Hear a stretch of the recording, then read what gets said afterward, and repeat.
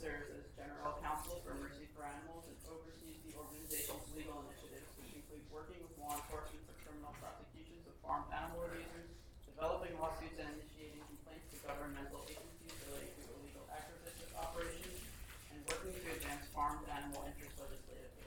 Since joining MFA in 2011, Vandhana has worked on several investigations that have led to successful criminal prosecutions of farmed animal abusers, including the first ever felony conviction for cruelty to factory farm poultry and charges of criminal animal abuse brought against multiple factory farm owners. Vandhana has been interviewed by numerous media outlets on ag bills and MFA's undercover investigations. Here she is.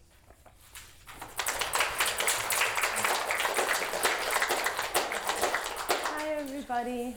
I'm so happy to be here. So as Dan mentioned, my name is Vandhana Bala. I'm the General Counsel of Mercy for Animals. And Mercy for Animals is an international nonprofit animal protection organization dedicated to preventing cruelty to farmed animals and promoting compassionate food choices and policies.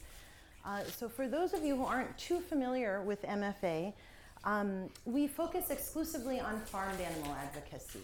And the reason for that is simply the numbers. Every year, more than 8 billion land animals are raised and killed for food each year in this country.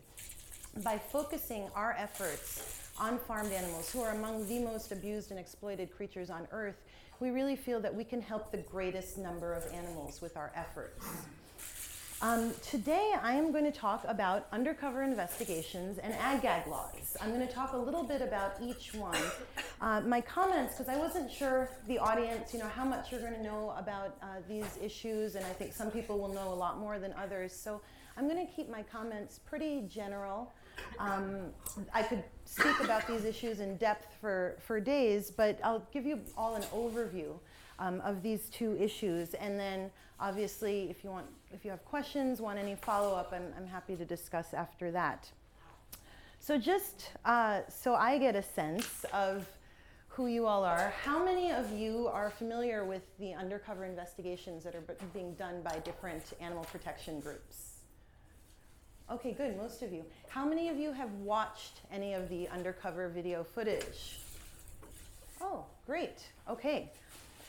So Mercy for Animals has been doing undercover investigations for over 15 years. And I'm going to talk a little bit about how we do these investigations. We have investigators apply for jobs at factory farms and slaughterhouses across the country. So they get hired to work at these facilities, and they go to work every day just like any other employee. The only difference is that they're wired with tiny hidden cameras so that they can record what's happening around them. Now, over the years, Mercy for Animals has conducted over 40 undercover investigations in the United States and Canada. We've done investigations of hog farms, chicken farms, dairy farms, egg farms, turkey farms, veal farms, and then other agricultural facilities like livestock auctions. So anyone who's interested in taking a closer look at these investigations and the footage, I encourage you all to go onto our website. It's mercyforanimals.org, and we have an investigations tab, and you can watch all of these videos and learn a little bit more about each investigation and the outcome. So why do we do investigations? We do these investigations to shine a light on the agricultural industry. This is an industry that operates in secrecy. Practices are hidden from view. Consumers don't really know how animals are being treated and how their food is being produced. And so we do these investigations to document what's happening inside the closed doors of these facilities so that the public can know, because ultimately the public has the right to know. This is an industry that's shrouded in secrecy, and continually consumers are being left in the dark. Ironically, this is a time when consumers are demanding greater transparency in food production. They want to know what they're eating. They're concerned about that. They're concerned about how these animals are being treated. And the agricultural industry practices are really sort of at odds with what growing consumer sentiment is. The agricultural industry keeps all of these practices hidden from view, in part based on very misleading and deceptive advertising. So these are just some examples of animal products that I found on the internet. Chicken, dairy, eggs, and you'll look and you'll see a consistent theme. They all have, barns, animals outside, suggesting these are how these animals are raised. There's usually a red barn and a bright shining sun somewhere. And these are the images that are on these packages. So when you go to the grocery store and you buy these products, this is what you see. And to a reasonable consumer, you would be led to believe that this is actually how these animals are being treated. Unfortunately, these images could not be farther from the truth. This is a picture of an actual factory farm. These animals are crammed and they spend their entire lives in these dark windowless sheds. They don't have access to the outdoors. They don't really ever get to see the sun, except on the one day when they are roughly and violently put into transport trucks and transported to the slaughterhouse. The images that you see of the smiling animals also are very misleading. Every time we do an investigation into a factory farm or a slaughterhouse, we document animals who are experiencing incredibly severe pain, suffering, and distress. Common conditions, medical conditions go untreated. These animals are left to suffer without proper veterinary care and languish and die. There are also standard industry practices that I think most consumers aren't aware of. So this is an example of an egg-laying hen who got trapped in the bars of her cages and died. This happens so frequently in the egg industry. There are practices like grinding up male chicks alive, also in the egg industry, because the industry doesn't have any use for male chicks. They don't lay eggs. So they're ground up alive. Oftentimes they're thrown into trash bags while they're still alive and just left to suffocate and die. We see common industry practices like burning off beaks, castrations of piglets, and cutting off the tails of cows, all done without any anesthesia, without any painkillers, by untrained farm workers. These are all standard practices that occur every day in the factory farming industry and that many people are not aware of. Most people are not aware of, I would venture to say. And these are things that the agriculture industry considers routine, considers acceptable, and these practices are not criminally actionable. But if you were to do the same thing to a dog or to a cat, if you were to neuter a cat by yourself, you would probably, face criminal charges. If you were to cut off the tail of a dog using garden shears, you would probably face criminal charges. So that goes to sort of the disparity in the law, which I'll talk about in a second. But as far as the agricultural industry, these things are all routine and they're right now perfectly legal. So the reason we do these investigations is to bring these practices to light, to inform consumers, to inform the public. Over the years, with all the investigations that have been done, we've had some really tremendous successes for farmed animals. And I'm going to go through and then I'm going to give examples of each one. So we've used investigations to enforce existing laws, the few laws that do exist to protect farmed animals. Occasionally, we are able to rescue an animal from one of these facilities. Investigations have been critical in helping to enact new and improved laws protecting farmed animals. They've also led to some significant corporate animal welfare policy changes. And last but certainly not least, we use this investigative footage to educate the public. So I want to go through and give, a couple of examples of each one of these to help put them in perspective for you. Enforcing existing laws. There are very few laws protecting animals generally. There are even fewer protecting farmed animals. I'm sure a lot of you have taken animal law and are aware of what the state is. Now, most states in the US have what are called common farming exemptions. And what that means is that if a practice is considered standard in the industry, like the things I just showed you, the castrations without painkillers, the tail docking, the burning off the beaks, those practices, since they're done throughout the industry, they fall outside of the scope of the animal cruelty laws through what are known as common farming exemptions. The vast majority of states have common farming exemptions in their animal cruelty statutes, and for those that don't, prosecutors and courts just read them into the law, even though they're not there. That's been my practical experience. So what that means is that when we try to enforce the animal cruelty laws against acts of violence committed against farmed animals, we are limited to going after those acts of cruelty that are really malicious, intentional, and sadistic acts of cruelty.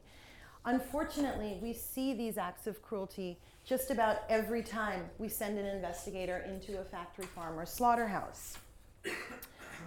So our work over the years with the investigations has ultimately led to over 6 raids of factory farms and slaughterhouses in the US and Canada, and over 75 prosecutions of farmed animal abusers. I think this is a real success because a few short years ago it was virtually unheard of to get anyone prosecuted for cruelty to a farmed animal. That just wasn't done except in very, very rare circumstances. Now it's becoming more and more the norm, and that's something I think we all, can be very proud of.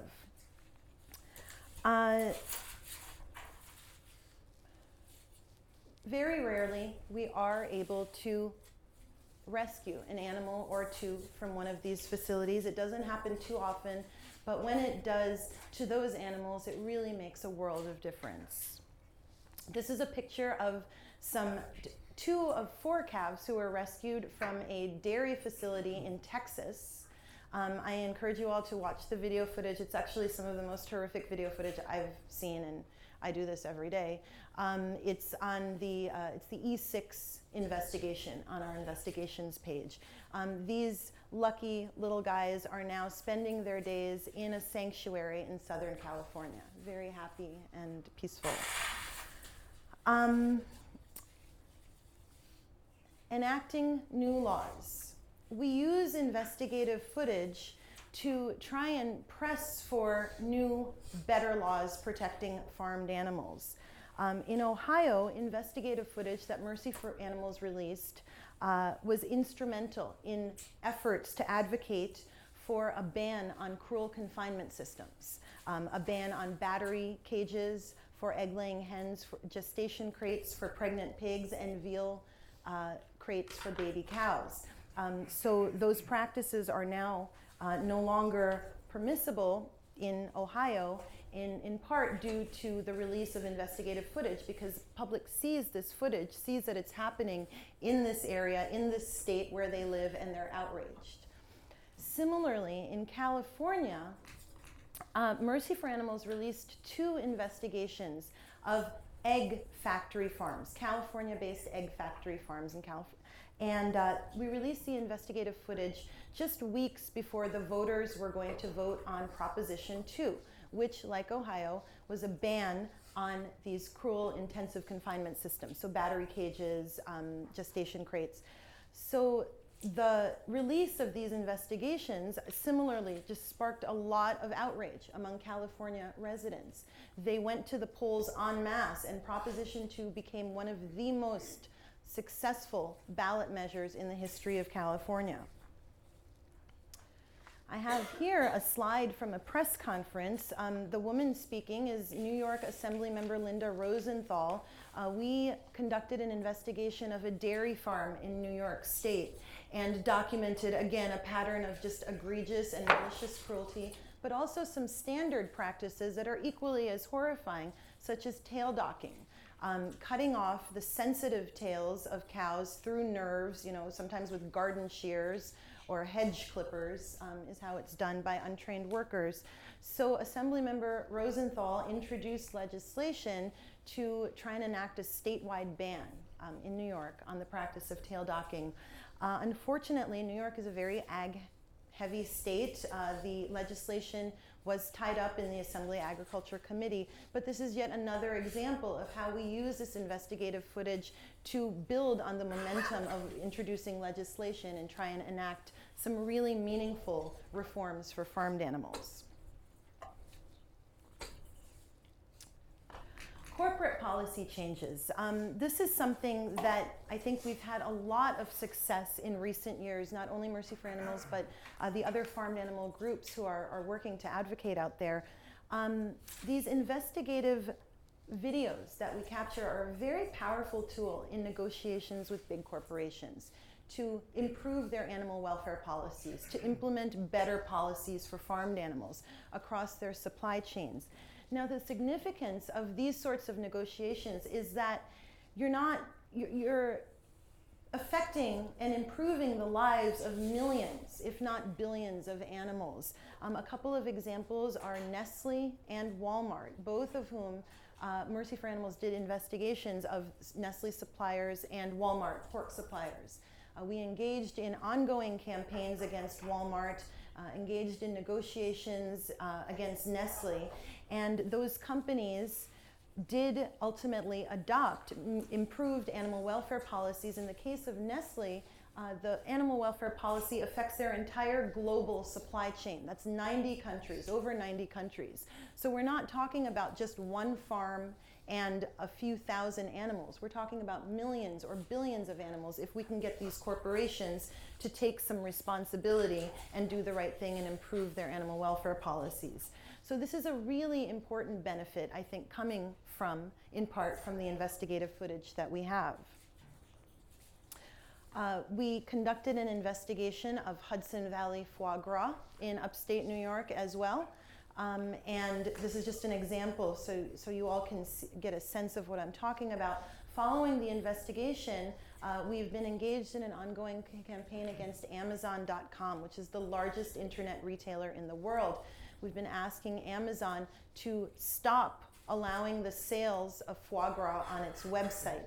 That campaign is still ongoing. You all can go onto the website, it's amazoncruelty.com, and sign the petition if you're interested in doing so. But this is an example of a corporate campaign using the investigative footage that we have. Consumer education. This is probably, in my opinion, one of the most important things that we can use the investigative footage for.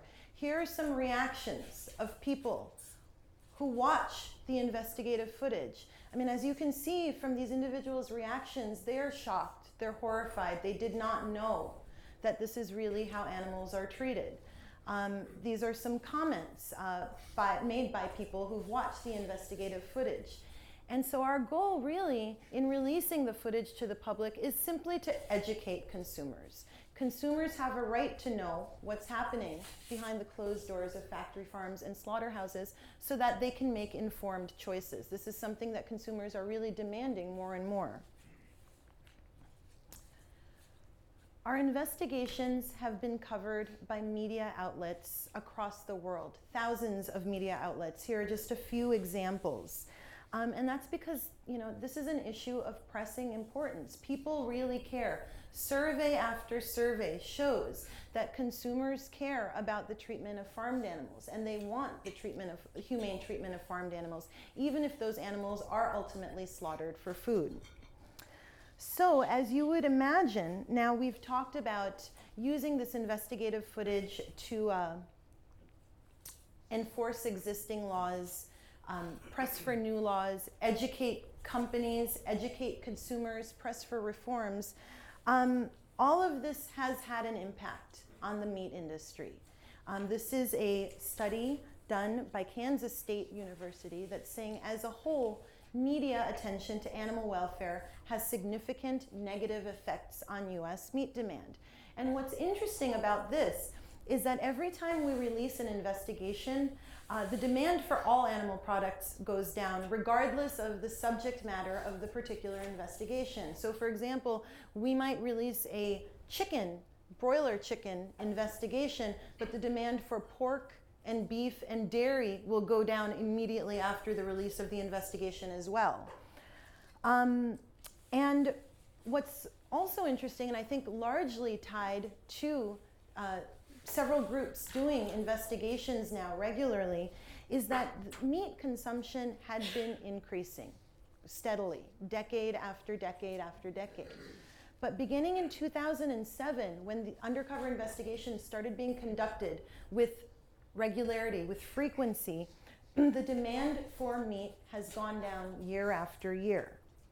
In fact, there was a recent study that was released that said that today 400 million fewer animals are being slaughtered than in 2007. I mean, that's really remarkable. 400 million animals.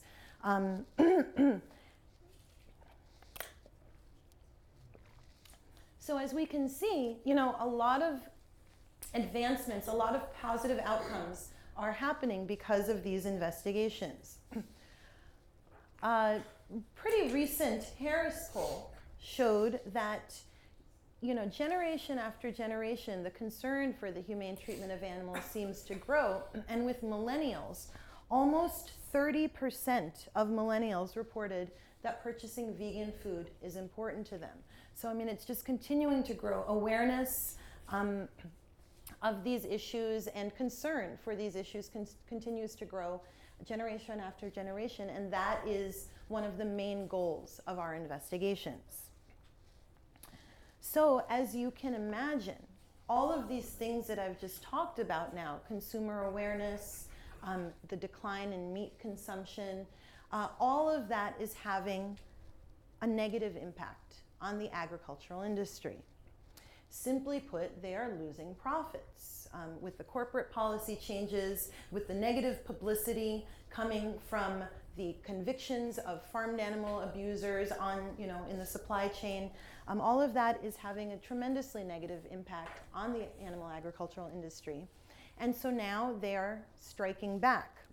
But instead of improving their practices and treating animals more humanely, they're striking back in a different way. And that is through the introduction of ag-gag legislation. Ag-gag laws, simply put, the goal of ag-gag laws is to prevent investigators from coming into facilities and documenting what's happening around them. The term ag-gag was coined in 2011 by New York Times columnist Mark Bittman. And he wrote in response to 4 states that had introduced legislation in 2011 that are, what we now know as ag-gag bills. Ag-gag is reported to be masterminded by the American Legislative Exchange Council. This is a corporate front, essentially. They prepare sample legislation primarily to protect corporate interests. And ALEC is behind laws such as the Animal Enterprise Terrorism Law, the voter ID laws, the Stand Your Ground gun laws, just to give you a sense of what kinds of laws ALEC basically helps legislators to enact. So ag-gag laws have been reported now in several different media outlets as being another brainchild of the American Legislative Exchange Council. An example of that is, another news report talking about this. Idaho is a perfect example of that. The state of Idaho enacted an ag-gag law in 2014, and the law was drafted in part by the Idaho dairy industry. The sponsor of the Idaho legislation, that's State Senator Jim Patrick, he represents Twin Falls County, Idaho. That's Dairy County. That's Dairyland in Idaho, and that was the site of a Mercy for Animals investigation of Betancourt Dairies, the largest dairy factory farm in Idaho. Senator Jim Patrick happens to be, I believe, the state representative for Idaho of ALEC. So there are definitely connections there. There are now 3 types of criminal ag-gag laws that have been introduced since 2011. The first is just an outright ban on photography or videotaping. The second is a ban on basically falsifying any portion of a job application And what these factory farms and slaughterhouses are doing increasingly is they're asking, even on the application itself, if the applicant has any affiliation with an animal protection organization. So I took this clip. This is from the Iowa Select website. If you want to apply for a job at Iowa Select, you go to their website and click on Apply for Jobs, and they ask these questions. Iowa Select was the target of a Mercy for Animals undercover investigation several years ago. So with these types of laws, when an employer, a factory farm, asks this question, are you affiliated with an animal protection group? If you say no, and then you're later found out, then you can actually serve jail time. If you say, yes, I am, well, they're not going to hire you. So this is a way of keeping investigators out of those facilities. The third type of criminal ag-gag law is what is called a mandatory reporting law. And what those laws do are they require that any documentation of cruelty to farmed animals be turned over to law enforcement within some very short period of time, usually 24 hours or 48 hours. Although the industry claims that these laws encourage prompt reporting, that's just a smoke and mirrors game. If you look carefully, Missouri enacted a mandatory reporting law. And if you look at the language of the Missouri law, it only requires turning over evidence if you document animal cruelty on videotape or photograph. So if you see someone abusing an animal, apparently they don't care. You don't have to report anything. It's just if you document the cruelty, then you have to turn over your evidence. It also applies only to farmed animals. So if you saw, or even documented for that matter, someone torturing a dog or a cat, you have no obligation to report that. So, this is just a thinly veiled attempt to cut short investigations. And if we have to turn over video footage within 24 hours or 48 hours, we are unable to document the pervasiveness of the cruelty, the fact that management knew about this, the fact oftentimes that supervisors participate in the abuse, to show the full extent and the scope of cruelty. And so that's sort of the intent behind that ag-gag law. Since 2011, 5 states have enacted ag-gag laws. Iowa, Utah, and Missouri were the first 3 states in 2012, then Idaho in 2014, and last year, the state of North Carolina enacted an ag-gag law. Now, North Carolina is slightly different. They tried a couple years in a row to enact an ag-gag law similar to one of the 3 that I just mentioned. They weren't successful. There was too much opposition. So what happened is that in 2015, the state of North Carolina enacted a civil law. So there are no criminal penalties, no potential jail time. But it's a civil law that basically says if you enter areas of an employer, as an employee, an employer's facilities, and engage in any unauthorized recording, then you can be liable to the owner of that facility for damages up to $5,000 for each day that you violate this civil law. So that's now a 4th type of ag-gag law, but it's civil in scope. So since the enactment of these 5 laws, Idaho's ag-gag law got struck down as unconstitutional by a federal district court judge. And the state is now appealing that ruling, and the appeal will be heard in the 9th Circuit. I'm 1 slide behind. Okay, so overall, despite the fact that since 2011, there have been 5 ag-gag laws enacted, overall opposition to ag-gag has been highly, highly successful. We've defeated over 18 states unsuccessfully introduced ag-gag bills. And that's in large part due to the efforts of a very large nationwide coalition of a number of different groups. Over 65 groups are part of this coalition opposing ag-gag. And as you'll see from the slide, that they don't just include animal protection groups.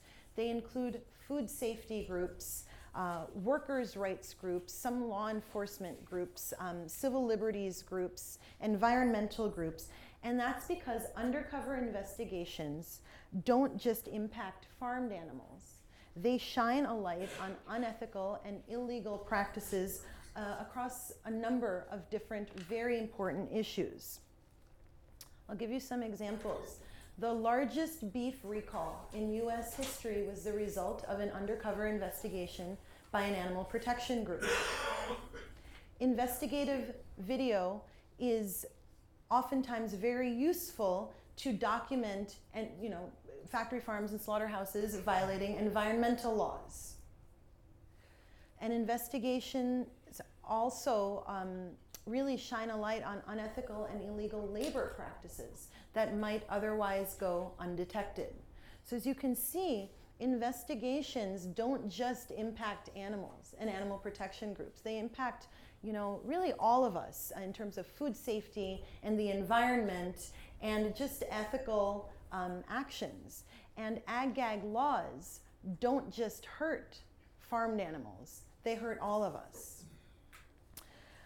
That is really the consensus. Ag-gag laws are largely disfavored by just about everyone you talk to. So we've had the editorial boards of two of the largest, most prestigious papers in the country speak out against ag-gag laws. The Los Angeles Times reported on the California ag-gag bill that was introduced that was ultimately defeated. The bill would effectively hamper animal welfare undercover investigators and employee whistleblowers who are collecting information on systemic animal cruelty at meatpacking plants, slaughterhouses, livestock ranches, and farms. It should be put out of its misery and killed quickly in committee. The New York Times editorial board has spoken out on multiple occasions against ag-gag laws. The so-called ag-gag laws now being considered by several states have nothing to do with protecting property. Their only purpose is to keep consumers in the dark, to make sure we know as little as possible about the grim details of factory farming. Temple Grandin, who is an advisor to the USDA and to the meat industry, said that ag-gag bills are the stupidest thing that ag ever did. The CEO of the American Veterinary Medical Association, which oftentimes sides with the agricultural industry on issues such as gestation crates and sometimes tail docking and other standard practices, even the CEO of the AVMA spoke out against these bills and really, I think, called the industry out. He said too often those in the industry seem more concerned about attacking those responsible for producing the videos than addressing the abuse depicted in them. And that attitude has got to change. And that's really the problem. This is definitely a shoot the messenger kind of response, a response to sweep evidence of cruelty and unethical activity under the rug instead of actually doing something affirmatively to improve conditions. Ag-gag laws are very, very unpopular with the public at large. I mean, most people, several surveys have been done, most people vehemently oppose ag-gag laws because they infringe upon our right to know something about an issue as important as the food that we're eating, what we're putting in our bodies. This is an age where consumers are really concerned about food and what they're eating and how food is being produced. And so ag-gag laws are really a slap in the face to transparency and to the wishes of consumers.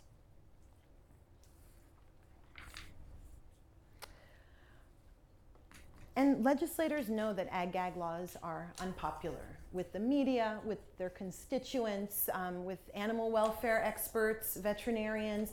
And so some legislators have resorted to trying to sneak ag-gag laws, ag-gag provisions into legislation to avoid that public scrutiny, to avoid the media outrage and the public outrage. An example of that is Kentucky.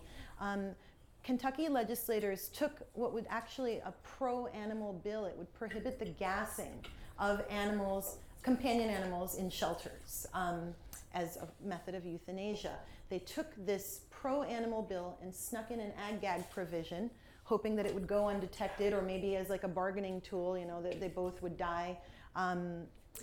And ultimately, the legislation was unsuccessful. So on the bright side, there was no ag-gag provision enacted, but on the downside to that is that this pro-animal, companion animal measure was also defeated. Idaho, the bill went through both houses of the legislature and was signed by the governor with literally dizzying speed. I mean, the whole thing took, I don't know if it took 2 weeks even. It just moved so quickly. It's a way to avoid an opposition being mounted, to avoid the media really focusing on this issue with their scathing editorials and commentaries. And we're seeing that more and more. These ag-gag bills are trying to be kept hush-hush and sped through the legislative process because they are so unpopular. So then we have to ask ourselves, if these bills are so unpopular with the public and with veterinarians and with animal welfare experts and just about everyone we talk to, why are they even being introduced? Why are they getting enacted? That's because the agricultural industry has billions and billions of dollars at its disposal, very influential lobbyists and a lot of power. There are in a lot of states, legislators who are corrupt, who choose to side with the agricultural industry and put the health and welfare of their citizens and their animals at stake.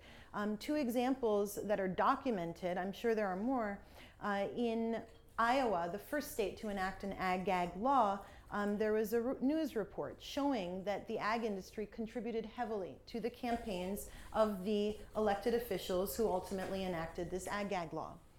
Same thing in Idaho. The dairy industry was the real push behind the ag-gag law in Idaho, and there's documentation that the industry contributed heavily to the campaigns of the governor and various state legislators. Legislators face a lot of opposition from their constituents against these ag-gag laws. And so, yet they still go ahead and introduce them and support them and enact them. This issue is really one of legislators who are voting against the animals, and they're voting against their constituents. They're voting against the environment, food safety, and workers' rights in order to protect corporate profits. This has been, since 2011, this battle against ag-gag has been a battle that we've been waging in courthouses, in state legislatures, and in the court of public opinion. And it's a battle that continues, but we are winning. The number of ag-gag bills that have been introduced year after year has declined dramatically. So they started in 2011. They peaked, I think, in 2013 with over a dozen states introducing ag-gag bills. And year after year since then, the number has been dropping. I think states are starting to realize what an uphill battle it is to get an ag-gag law enacted. So thus far in 2016, only 1 state has introduced an ag-gag bill, and that bill is believed to be dead right now. So, we're in really good shape compared to how we were just a few years ago. If history is any indication of what this means, what ag-gag means to the animal protection movement, it's a good sign, actually. Gandhi made this quote about a different social justice movement. First they ignore you, then they laugh at you, then they fight you, and then you win.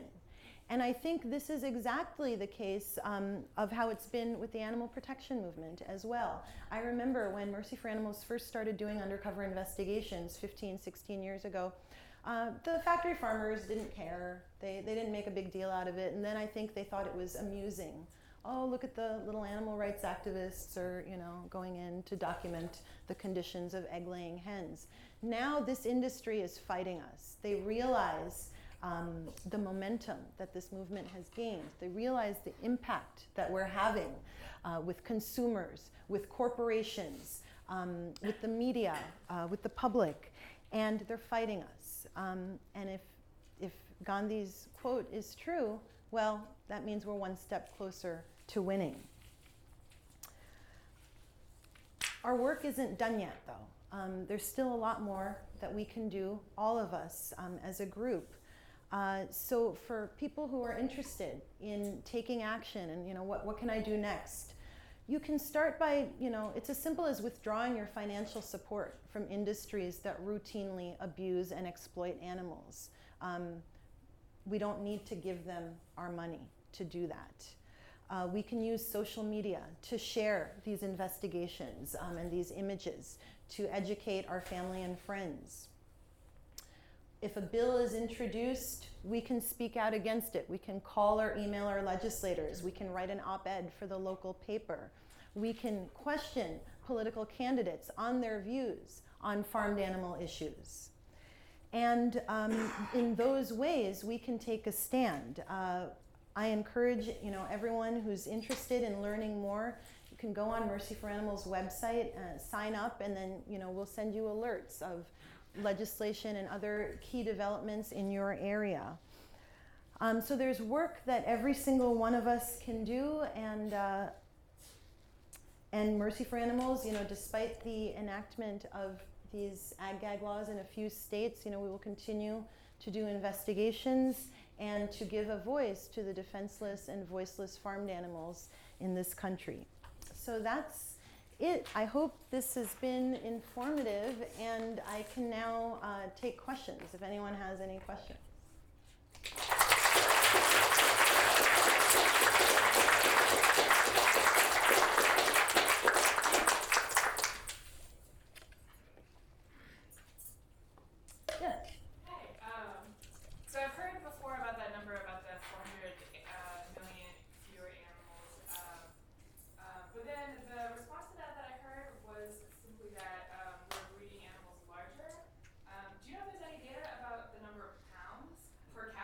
That's a really good question. I don't have any information like that, data like that at my fingertips, but if you would like to send me an email, my contact information is up here. So I encourage all of you, if you have questions, you want to learn more, please don't hesitate to call or email me. I can see what I can find. Okay, thank you. I mean, you do raise a good point. Animals, especially, broiler chickens these days are being bred to grow larger, faster than they did 20, 30 years ago. That is an issue, but that's been going on for some time now. So yeah, I'm not sure. Can you just repeat the questions too, so that? Oh yeah. Okay. So the question was, should I do it going forward? Yeah. Okay. I believe you said that Mercy for Animals does not take a direct position against eating meat. Is that correct? I'm sorry? Does not take an overt, direct position against the eating of meat. It's just the manner in which it is the animals are killed. Is that correct? No, we do encourage compassionate people to adopt a plant-based diet. So is there any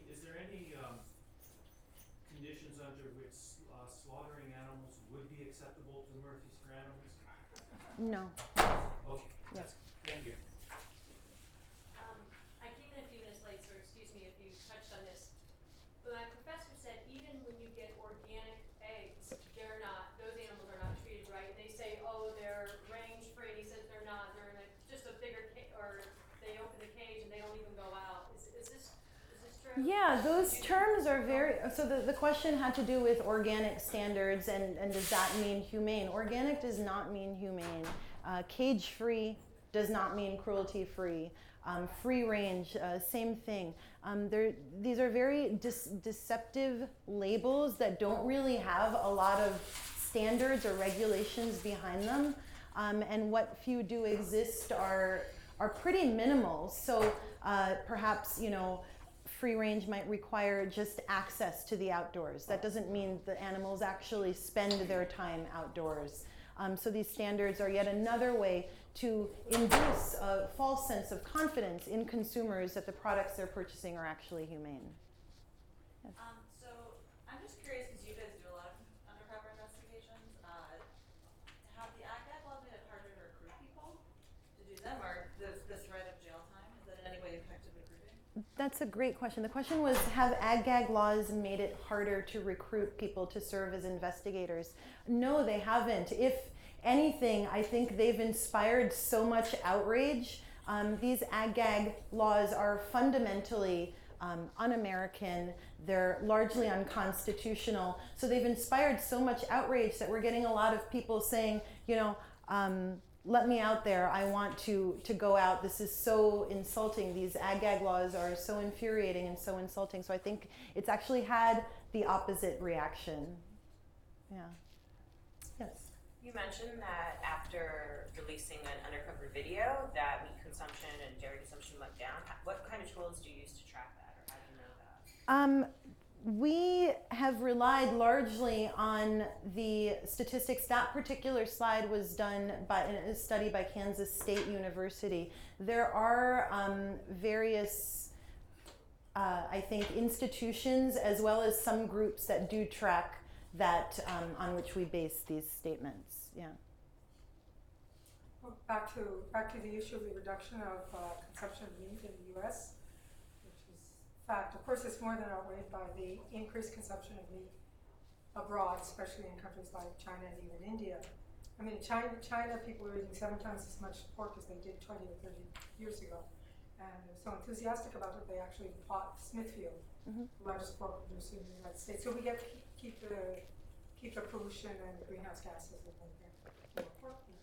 Does your organization or organizations that you know have a plan for the meatification, international meatification of people's diets, and what we're going to do about it over the next 20, 30 years, because it's going to be a huge, huge problem. Because behind every meat animal, there's all the soy fields that are being grown, and that's very harmful for the environment too, that kind of monoculture. So, do you have a plan for international reach? Sure. The question was, does Mercy for Animals or other groups have a plan for international reach to address the rising meat consumption globally? Yes, we do. In Mercy for Animals, we are actually in the process of expanding our work internationally. There are a lot of good groups on the ground in these various areas as well, but Mercy for Animals will be expanding and continues to expand internationally in some of the countries that you mentioned to do the same sorts of advocacy work that we're doing here. Is there any animal law or animal protection law or slaughter law that you can rely on in a country like China? Well, it's kind of hard for me to speak to that just sort of off the top of my head, but we are planning our approach, our expansion in various countries, including India and Mexico and China, because these are where, meat consumption is increasing rapidly. And we're going to take, the similar multi-pronged approach as we are in the U.S. with legislation, corporate outreach, and consumer education.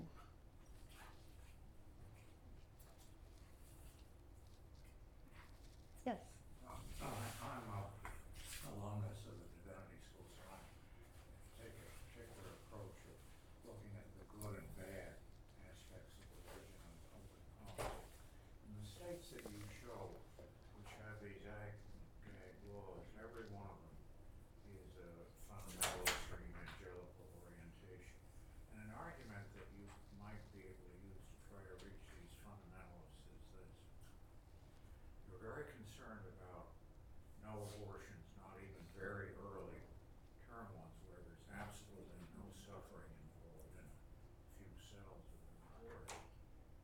Don't you think God cares about all suffering? And isn't there, if you're looking at the volume of suffering, you're focused on that narrow area, and you're ignoring this huge area of mammalian suffering. Yeah. Awful suffering. Yeah, And that's then let's see what they say to that. a really good point. Chris? I would just add to that the Humane Society of the United States, they track legislators' responses to humane legislation, so they have this humane legislative scorecard, and consistently year after year after year after year, guess who was the top voter, who was the most humane legislator in the U.S. Congress, was Rick Santorum. Exactly for the reasons you were saying, that he stay consistent based on those Yeah. issues internally.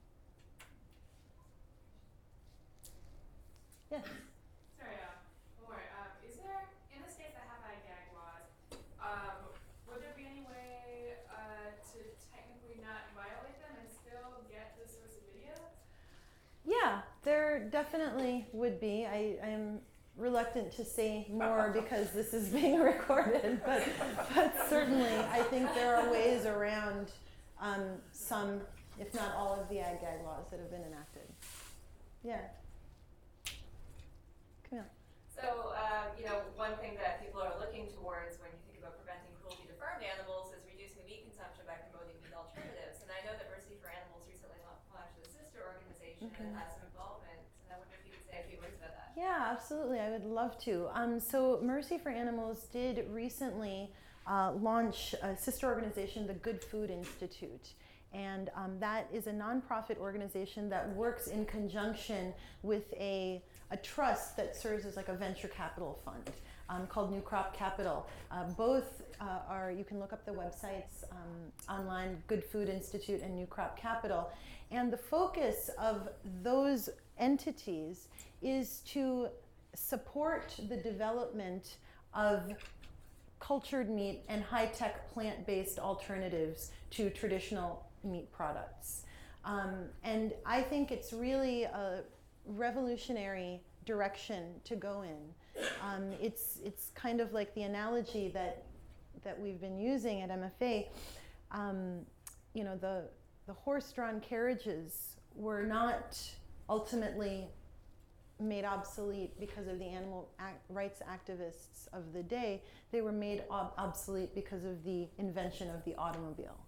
And so the ability to produce a virtually identical product for a cheaper cost without any of the health and environmental and animal cruelty impacts that traditional factory farming has would, I think, really be the solution to this issue and would help in terms of feeding the world rather than just now the percentage of people who are able to eat these meat products. So I think it's a really wonderful direction that we're moving in, and I think a lot of exciting things are going to happen. So the Good Food Institute has a Facebook page as well, so if you all are interested in kind of seeing what's being done on that end, I encourage you to go onto the Facebook page and like the page, and then you'll get updates on that.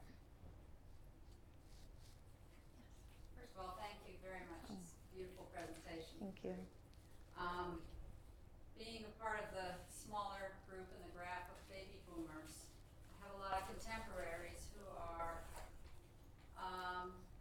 buy into the idea of free range and all that sort of thing as a justification for, and also not wanting to see this negative imagery or something. And I was just wondering if Mercy for Animals is involved at all with holding accountable these free range and whatever companies for what the reality is. Right now, there are so many atrocities being committed by the standard factory farming industry that's really where we have been focusing our efforts in terms of the numbers as well. By trying to document and expose the cruelties that occur in just the general standard factory farming industry that is the large majority, the vast majority of meat being produced. We've kind of focused our efforts there.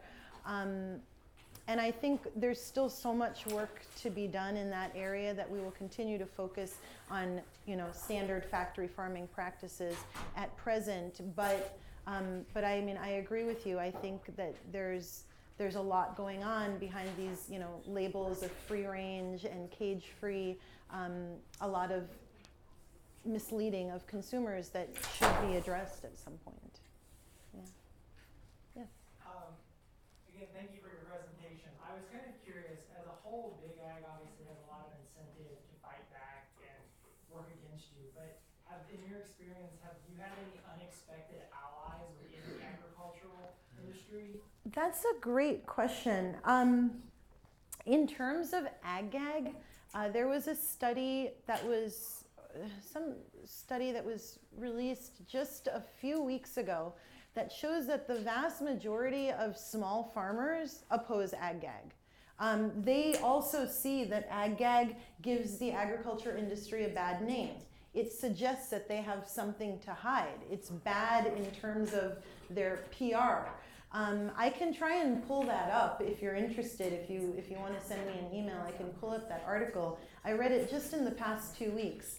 But even the vast majority of the smaller farmers oppose ag-gag bills and laws because it makes it seem like they're trying to hide something, which ag-gag certainly does. So what we're talking about is just a few big corporations that control the vast majority of production. But I think, it's interesting in terms of strange allies that opposition to ag-gag would come from the, producers themselves. On that point, couldn't you use as an ally an organization that is not big, and they say it's not trying to talk you into not eating meat, because that's hard to do, but we absolutely, when we eat meat, want to know it's been humanely raised and slaughtered. And Hubert Humphrey introduced a humane slaughter bill back in 1959. Now, that organization wouldn't have exactly the same values, but you could work together to avoid a lot of suffering. Yeah. If there isn't such an organization, maybe you could help set one up as an ally. I mean, there are some organizations out there that are concerned with rating, for lack of a better word, the different producers of meat, eggs, and dairy. There are also humane certification programs out there. Some of them are, again, that's an area where, deception and confusion is very easy. You've got some humane certification programs are much more stringent than others. A good example of that is that we did an undercover investigation of a Foster Farms chicken slaughterhouse and several broiler facilities in Fresno, California. Foster Farms has been certified as American Humane Certified by the American Humane Association. That certification is really meaningless. In the course of this investigation, I really took a very close look at these certification standards. They're barely better than what the common industry standards are that are set out by the National Chicken Council. And we documented so many instances of non-compliance with these minimal standards that those standards, the labels, and the video footage form the basis of several false advertising and consumer fraud complaints that I filed, one with the Federal Trade Commission, and then recently one with the California State Attorney General and the LA County District Attorney's Office. So here you've got a product that has a logo, American Humane Certified, and as a result of that investigation, one worker is being prosecuted for animal cruelty. This is the same facility that's supposed to be humane certified. So even in these certification systems, there's a lot of room there, and some are a lot more stringent than others. What are your thoughts on the federal legislation trying to define key indicators? I'm in favor of it. I think it really would be a good thing for a number of different reasons. I think it would bring some sort of uniformity and consistency to the issue.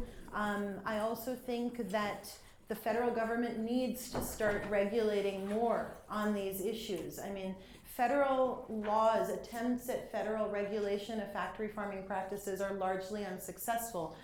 There was, an attempt to regulate eggs, the production of eggs and things like that a few years ago. The pork industry, I believe, was the biggest opponent of that because they recognized, the slippery slope. Once the federal government starts regulating eggs, well then pigs might be next. But I think it is really important for the federal government, who has in all these slaughterhouses, they have inspectors on site, to take responsibility and to try and enact some meaningful standards for consistency and to ensure the humane treatment. Hey guys, I'm sorry, we have to wrap this up, I think, because we'll get in trouble if we go too far over the time limit, but I'm sure Vandhana will be available for questions. Sure. Well, thank you all so much.